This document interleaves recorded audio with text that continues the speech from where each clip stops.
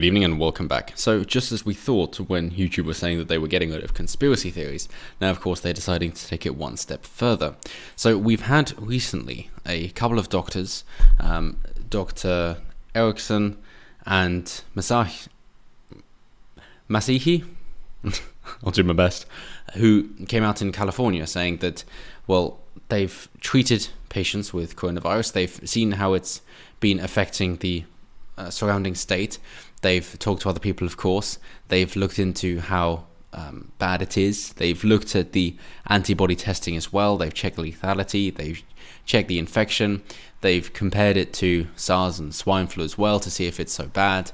And what they found is, well, it's not really a problem. That there seems to be a total overreaction. And sure, it might have been the right thing to do at the time when we weren't sure, and it's better to be safe than sorry.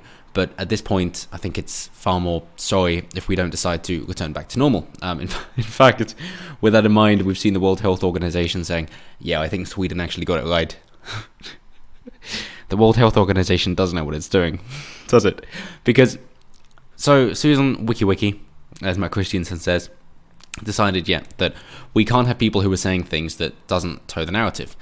Doesn't toe the line, doesn't hold the narrative, and therefore if people are saying conspiracy theories, if they're not agreeing with the experts, if it's misinformation, then the videos will be taken down. So these two experts came on and said something different, so their video has been taken down. It did receive 5 million views before it got the attention of their censors though, and of course there have been quite a bit of uproar saying, well, what the hell? I thought it was supposed to be authoritative sources, people who are in the field, people who are experts, people who know what they're talking about, and that's what these people are. But of course it doesn't come down to principle, but of course there's some self-awareness to know that you've got to say it's a principle. So she says, well, it's for protecting people and therefore we've got to listen to the experts, but that's not the truth, is it? It's whatever your opinion is. So when somebody comes out who is an expert, who actually goes along with all the requirements that you've had in place but has a disagreement with you, has a difference of opinion, at that point you shut them down, you censor them, you remove them, and of course that is what has happened here.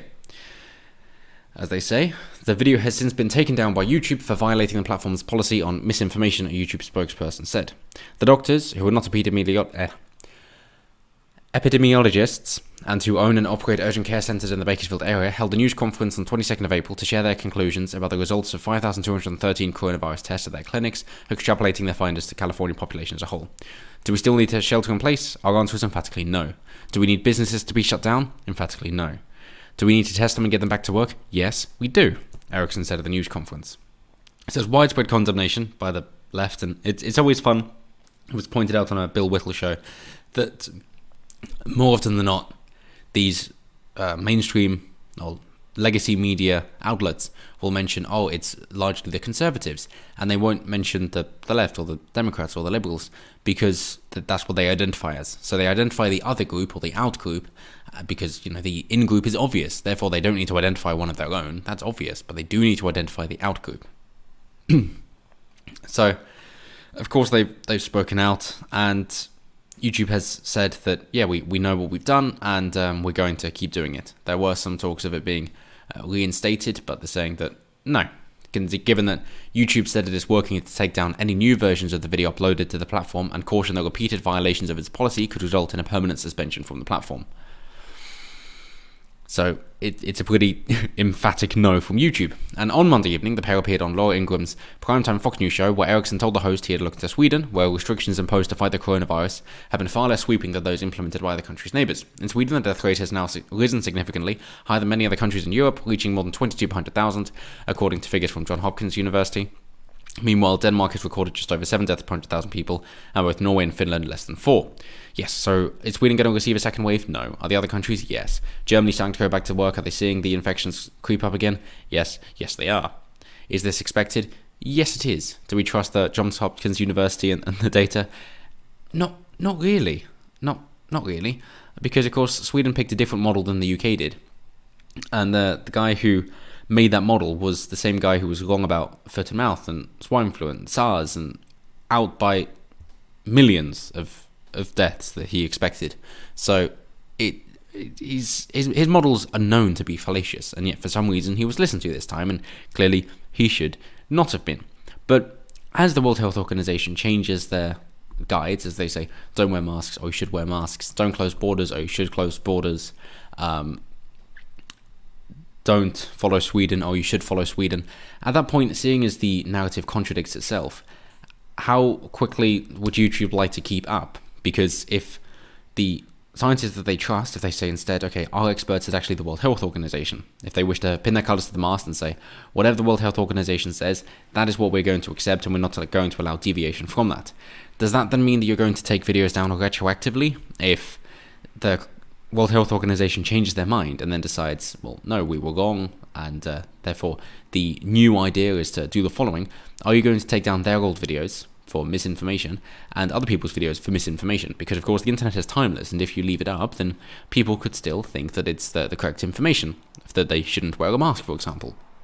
So if you're trying to have your social expectations and do right for the good of society, then surely you have to take down those old videos as well. Are they going to? I think it's safe to say no, because there aren't any principles. But hey, similarly in the UK, good news, the NHS sets out 6-week plan for return to normal. Isn't that delightful? That, of course, as we see that the hospitals aren't overused as we thought they would be, that instead they can say, yes, we're actually going to start getting back to normal because we have extra beds, we're not over capacity now, and therefore we can start to lift those restrictions so that we can keep the number of hospitalizations necessary below the limit that we've permitted, essentially. So if we do it slowly, yes, we're going to get new infections, but we're going to keep it at an acceptable rate, and therefore it is very manageable, and it isn't going to get out of hand. That is the idea being pushed, and of course that makes a lot of sense. So it just depends on how quickly that is acceptable. If you raise it a bit too quickly and you start seeing it go above the acceptable line, then of course you've got to hold it there, maybe bring in restrictions back in. And if you see that you're lifting things and there isn't any change, then of course you can lift restrictions quicker. So with that in mind, they're actually starting to turn to things other than coronavirus, which is fantastic. So they say that it says the pressure on many staff will remain unprecedented and employers must keep them safe. But the letter's other recommendations include restarting routine elective surgery with priority given to long waiters. Maybe, we know how the death panels work. Protecting and delivering cancer surgery and treatment by ensuring cancer hubs are working properly. Good, maybe we can lower those other deaths then. Seeing as they said that we should be expecting fewer deaths other than coronavirus because, of course, we haven't got traffic accidents and trauma and people going out drinking and coming in like that. And I think 90% of the GP consultations are now done over the phone or over the internet instead of 15% before. And we wish to keep it like that so that, we can pass them on to the correct person and it saves time. So, right. So where are the other deaths coming from then? Is it people who should be going to hospital but aren't? In which case, maybe we need to think that there are other illnesses other than coronavirus? Or is it because 1 in 5 suicides are linked to unemployment? Is it because we're expecting more divorces? And yes, that it is a sorry state to be in, that previously we'd expect there to be a baby boom, but instead we're going to see a lot of divorces. Maybe that's just a sense of entitlement, maybe that's no-fault divorces. Whatever you might wish it to be. Then they also say bringing back cancer referrals and diagnostic appointments to pre-COVID-19 levels. Good. So it's not a new normal, it is the old normal, so normal. Ensuring heart attack and stroke patients receive the care they need, and GPs contacting patients shielding at home. The letter also says Nightingale and independent hospitals will still be required in case there is another surge in demand for beds. Yeah, the USS Comfort, I believe that was the one in New York, it used a few dozen beds and then left because it wasn't actually needed, but at least it was there a lot earlier than Maddow said it would, but that's not a surprise.